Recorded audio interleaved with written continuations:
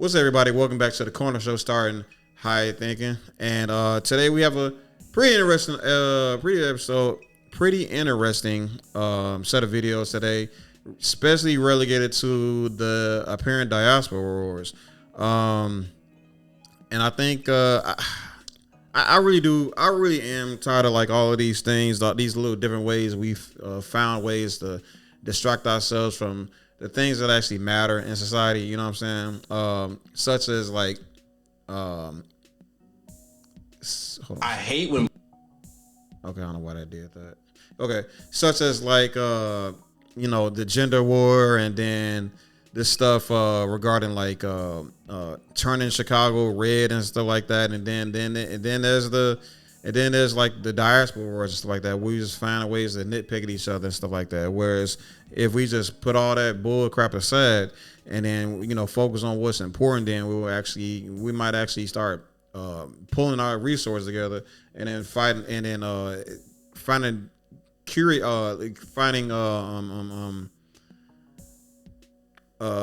ways to essentially fight back against oppression and take back what belongs to us, truly. So I mean, needless to say, man, this diaspora war thing is just another point for like white supremacy and stuff, and it's extremely unfortunate that it kind of turns to this type of thing like every single time, but. But at the very least, when we start having these conversations regarding solution crafting and then unturning the damage that's been unturning the damage that's been created because of these divisive discussions, maybe we can make some of that time back by actually putting some real effort into, again, finding the right solutions and coming together the right way. So basically, I think a lot of other people. I think the problem with where other people kind of criticize the diaspora wars is they don't engage in it, and that sounds kind of funny, it sounds kind of weird to say, because it's a problem that people that criticize the diaspora wars, some of you don't engage in it, but hear me out. It's one thing to be dismissive that the diaspora wars is like a waste of time, and the people that participate in it are done, no matter which side it is, and it doesn't matter who started it. All the nuance doesn't matter. But my thing is this: like, look, the nuance does matter. The details actually do matter, and if you actually are serious about saving the black community, then you will actually start somewhat engaged in these conversations. Maybe you don't have to necessarily jump in and start, and debate bro and everybody to a bloody pope. But more so, I'm just talking about like understand both sides. Understand like what each side is essentially fighting for. What are the problems of either side. And then you can start to weed out those individuals that are actually taking like this stuff serious, right, in good faith even. And then those individuals that are just flat out chaos agents, and obviously, with us being as essentially kind of far behind as we are, we don't have time for the chaos agents and shit like that. Those people need to be ostracized. They have to go. We have no time to be entertaining people that are embedded in our communities, designed to cause distraction. You feel me?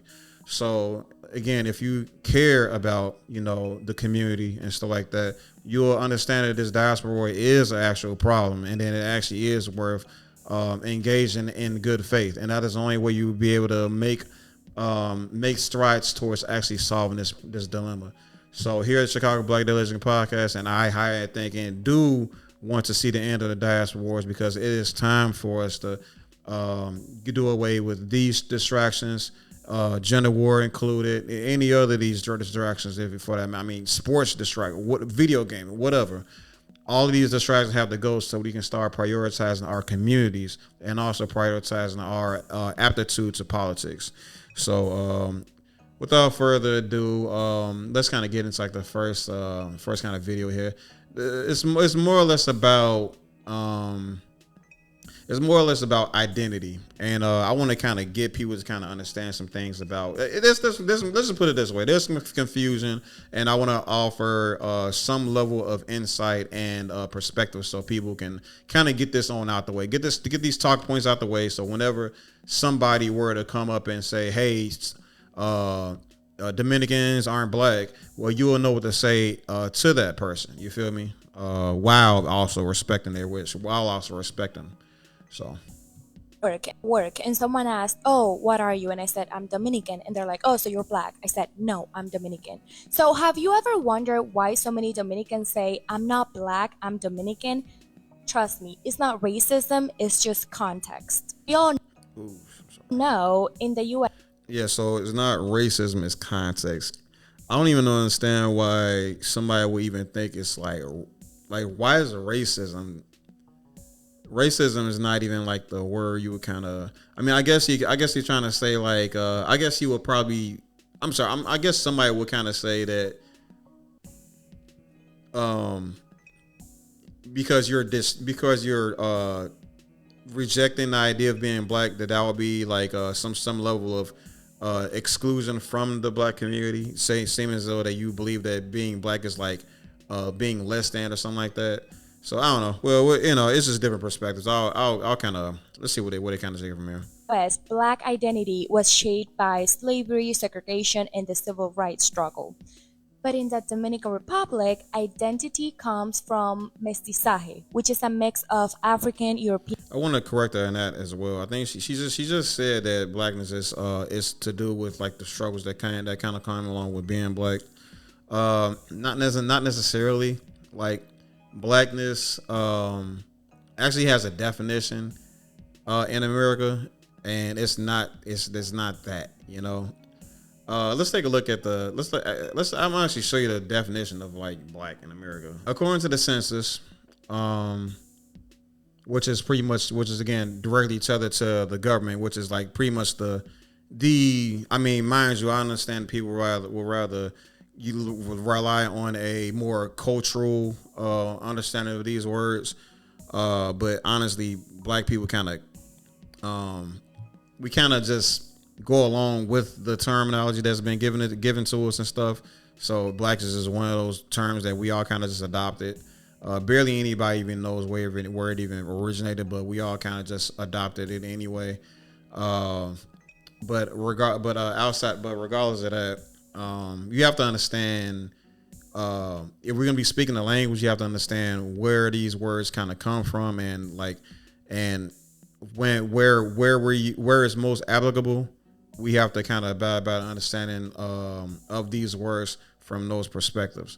So when you're here in America, and you were to refer to yourself as a black person or African American, then this is what you're essentially saying: a person having origins in any of the black racial groups in Africa.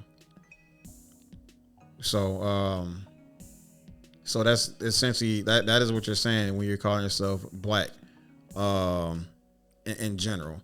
So mind you, this also applies to individuals that don't live in America.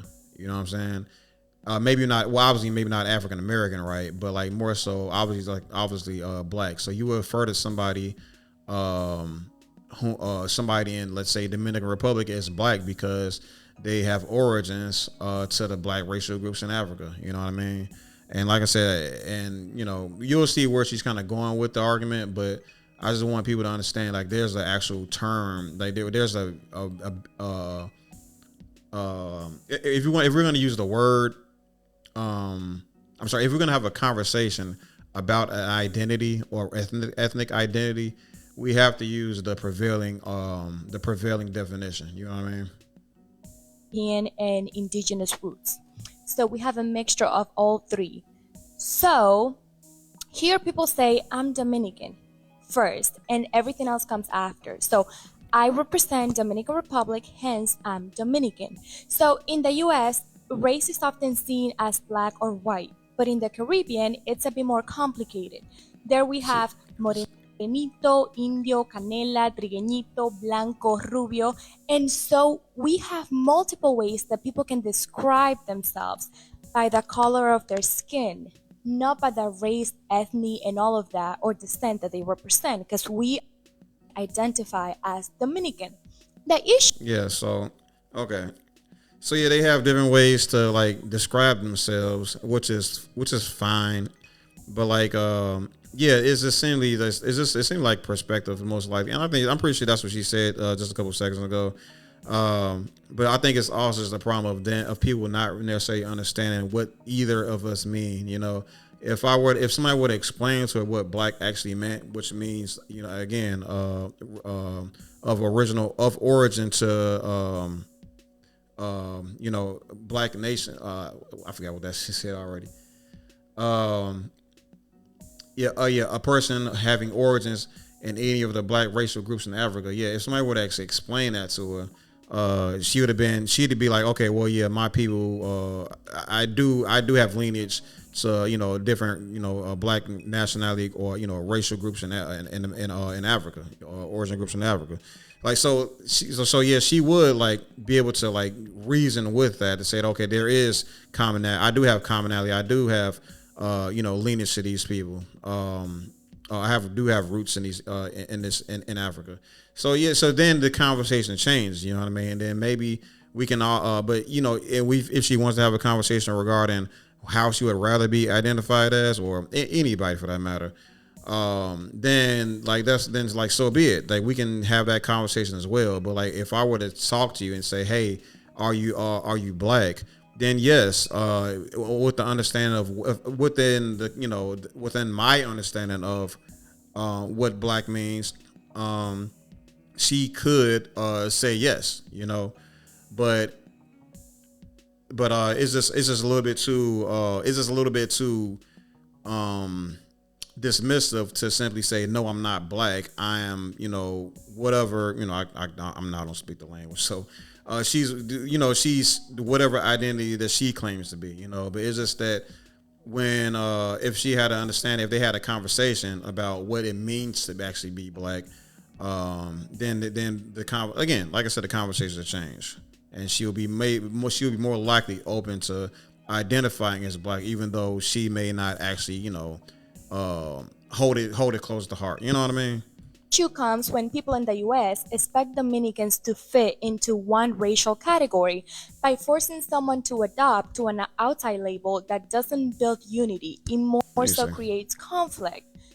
Because I do not identify as black, I identify as Dominican because it's a mixture of three bloods. So by forcing me to fit into one category, you're asking me to renounce to my other blood, which is my European blood and my indigenous root. We are not denying that we have African blood. We are just saying that we are a mixture of the three, making us mestizo. So that's why we identify as the national pride as opposed to, oh, I am black. Okay, so yeah, but it's like I said, man. Now she's basically saying that they're biracial or multiracial, and it's like we have, do we have names for that as well? Like, of course, it's just like a cultural thing that a cultural divide, like semantics argument. Even again, it's just people just need to have understanding of what each what do these words even mean and stuff like that. But like obviously, there's just gonna be some some intersection, some commonality between what she calls herself and what we would call somebody like that, and like I said, like people, and I'm gonna show you a video a little bit later on about how people can be like multi-racial, but also still claim one side, or they can claim both sides. So it's like it's just whatever you want to describe, however you want to identify yourself as. But like I get it if they rather not call themselves black or white. Like I get it, but like I said, it's not necessarily a word that's supposed to be inspiring some sort of division, or that a word that doesn't build some sort of unity. This is the fact that hey, we're just asking like, hey, what are you? Like, do you have some origin in Africa? But at the same time, if she want to say she's multiracial, then so be it. But like they'll still, it'll still be confirmed that that she's like one of us, at least at least by way of bloodline, or some along that nature. Because like this, just because you're the same, just because not all skin folk is kin folk. Put it that way. In the DR, we use black more so as the color of your skin. And here, it's more so to identify your race, your ethnicity, your descent. But in the DR, it's completely different. So, instead of forcing someone to fit into your category, let's just let them identify themselves as they please. And that's gonna build more unity amongst different cultures. Thank you. Yeah. So it's like a so. I mean, I definitely get what you're saying to let people identify the way they want to be identified as, but the problem is us Americans don't understand what that means. We don't know what it means to be these other identities. And like, okay, sure, we can ask, okay, what does it mean to be, whatever identity they want to use? But like when they kind of say, oh, it's a mix between like these three races, or it's a mix between these two races. Okay, sure, like that, we get it, but like when we kind of just say, okay, it sound like you're saying that you're black and Hispanic, or it sound like you're just saying you're white, black, and Hispanic, and it's just our way of saying kind of what you're saying. I mean, but if you want to identify by your nationality, i.e., your country of origin, then that's fine too, I guess. But that's a different like identity. That's like a different identity subject. Like this is a different type of identity than your actual race. Like white and Jewish, like those individuals will say, okay, I'm Jewish, but like Jewish people also classify as white off of the color of their skin, whereas Jewish is like more so relegated to a bloodline, or your Abrahamic roots and everything like that. In other words, your lineage to your lineage to God. Again, it's just a different type of identifier. Like those type of identifiers will be compared to like things like Ham and Shem, and like just any of the other bloodlines that's described in the Bible and stuff like that. So yeah, people need to just kind of understand like there's a difference in identifiers and stuff. So let's go. Yo, bro, I have a question for you though. Do you think Somali people are black or not? My answer, I'll probably say No, we're not black. Wait. So Somali. he's Somali? Somali, yes. So he's not black. He's not black. You're not black. I'm not black. What are y'all? East African. He's African or Somali, bro. Wait, but y'all say nigga though, right? Yeah, we can say nigga. Look at my skin. No, you can't. Not black, we can say that word. You can't choose both sides though. Alright. Wait, but like, so your skin, like, if a white person sees us, they're seen as black. You know that? So like, That nigga. But you can see that I'm not. yeah. You can see in the chat. Oh, no, I ain't shit. Yeah. That's all I was asking. Like, no, imagine, no. Be reasonable though. I don't even on some real shit. Like, no bullshit. No, actually, no bullshit. No. Yo, bro. I have a question for you though. Do you think Somali bullshit, right? Like as a dark skinned nigga though, as a dark skinned Somali nigga. Darker than a. No, as a dark skinned Somali nigga, okay? How can you say you're not black? He's not black. Like, bro, like that doesn't come on. Like, what you think, bro? You're Somali, right? I'm half Somali. Okay, so you think Somali people are black? White people are Somali. Yo, this shit is crazy though. I don't like. Okay, so I mean, and this is just basic, like these is a bunch of young niggas don't know anything, man. That's all this really is. Just going back to what I just said, there's a big difference between your racial identity and your nationality identity. Somali is a nation, right? It's not about it's a nation, all right. And then if you want to identify by your nation of origin, that's particularly fine. But like, it's not something where you are identify as one or the other. Like being black does not mean you're Black American. And I know some people may get confused on that because they haven't engaged the conversation long enough. But no, like people are black all over the world. It's just that you are black and that other your nation of origin. So yeah, these brothers is just like they haven't thought long enough about the conversation, and they've made the mistake of assuming that that race is specific to do with your nation or it's to comparable to your nation. Yeah, it is. Again, I'm pretty sure they just think that being black means you're a black American. That doesn't make any sense.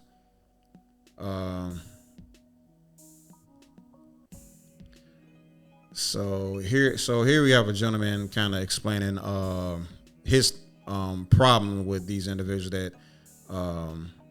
that have I'm sorry. Let's let the man speak for himself. So.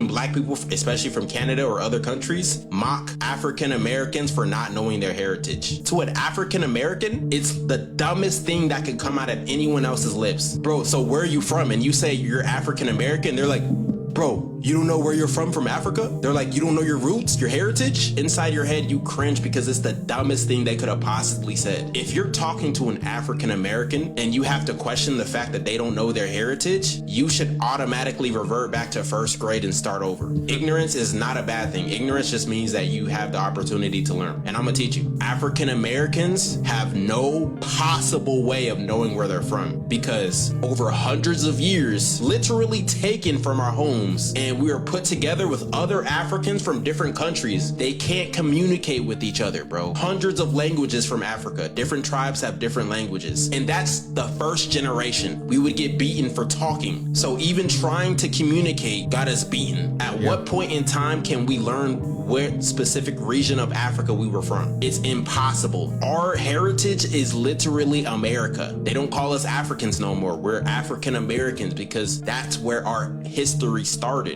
I hate when black people, especially from So he pretty much explained it very well himself. And this goes along with that diaspora word thing. And I see a lot of criticism. Coming at individuals like let's call them Black Americans for now. But yeah, they'll go by ADOS, they'll go by FBA, But yeah, I see a lot of criticism going their direction because of their attitude towards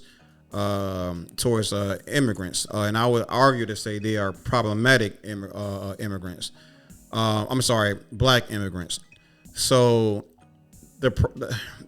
my concern is essentially like yes, we get it. There is a ostracization amongst in the name of FBAs and ADOS for that matter, which ADOS is pretty weird that's a thing. Seems that they actually put in a significant amount of work into fighting for reparations and stuff like that. They've done much more things than a lot of what I've seen the criticism criticism over.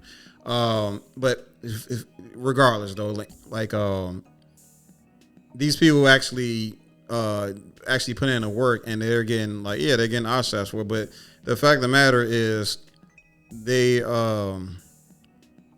there's an actual claim, there's actual relevancy to the things that they're saying regarding these these problematic immigrant Africans and stuff, so, and that kind of goes into what I was saying earlier about actually engaging these conversations, good faith, actually engaging the conversation as if there's actually something serious that's happening here.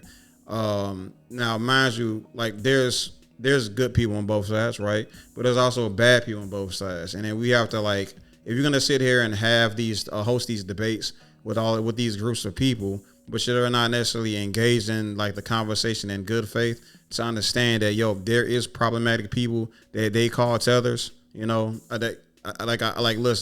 I understand. I definitely understand the problem in the leadership of the FBA movement. But I've also experienced firsthand, and not that it even matters, but I've experienced firsthand of how problematic immigrant Africans can be towards the advancement of Black Americans. You know what I'm saying? And it's not. It's like you can say it's because you can say it's okay. Why did you what makes you think it's because they're African that they're problematic, or what does them being African or non-black American have anything to do with it? It's the fact that they've not put any like an ounce or a second into understanding the struggle or the our perspective, and then instead they can essentially just jumped in in lieu of white supremacy. It's like that's just kind of like the big criticism here.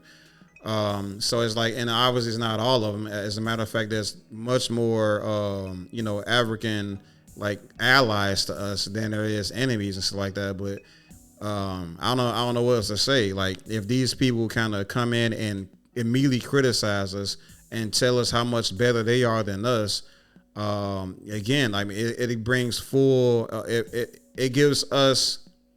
I mean, it only makes sense that we have a way of labeling those people and to separate those individuals from the ones that are actually good and well mannered. You know what I'm saying? And or rather, allies. So I don't know, man. I think people, like, again, I think these individuals that think they're doing the best thing for us, for black people, for the diaspora, by criticizing FBA, by criticizing ADOS, for come up with these terminologies to label these individuals. But at the same time, I also have to understand the flip side of the individual. Well, I guess I called them out earlier, the chaos agents. You know what I'm saying? The individuals that no matter what a African immigrant is doing, they're always going to be a tether in their minds because they are just a tether. It's just like a white supremacist looking at you and just identifying you as being an N-word. You know what I'm saying? Just off the strength of you just having black skin. I wanted to say that the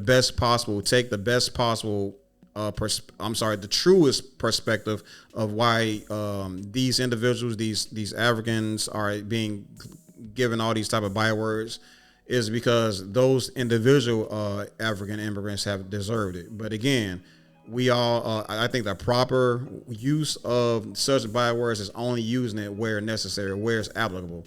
Whereas I can't stress it. I can't stress it enough. There's plenty of much more African allies than there are tethers. You feel me? So yeah. Otherwise, that's pretty much it for this section, man.